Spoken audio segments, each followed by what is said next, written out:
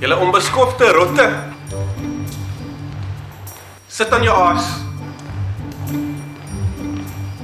Are you going to be a doctor? Yes, sir. Don't talk cack to me.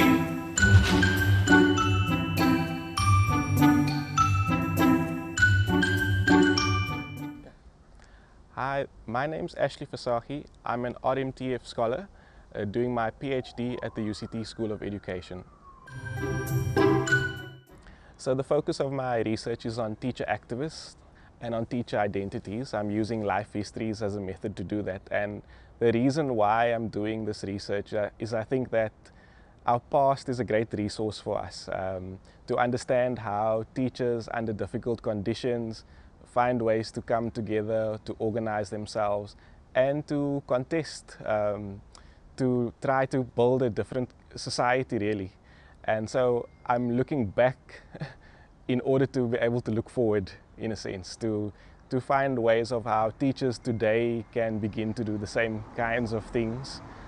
Given South Africa's been declared the world's most unequal country also, and with all the challenges that we do still have in our education system, that's part of our past struggles, but also contemporary policies which exacerbate those problems.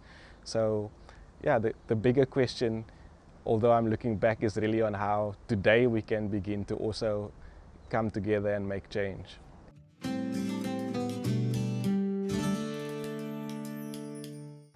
So I was really excited to be given the Changemakers Award of Canon Collins, and when we submitted our proposal for the Changemakers Award, it was to try to bring young people together as part of a project which is ongoing. And we were able to do that this last school holiday, where we brought together about 70 students over 2 days from about 14 different schools. Most of those students were part of the representative councils of learners, or RCL student leaders, but also some other students who are just concerned about what goes on in schools and also care about South Africa, their communities as well. So over the 2 days, we were able to explore the bigger issues surrounding how society is organized along lines of race, class, and gender, and to be able to kind of do deep dives with students around those things, but also just for students to share stories about what's going on in their own schools.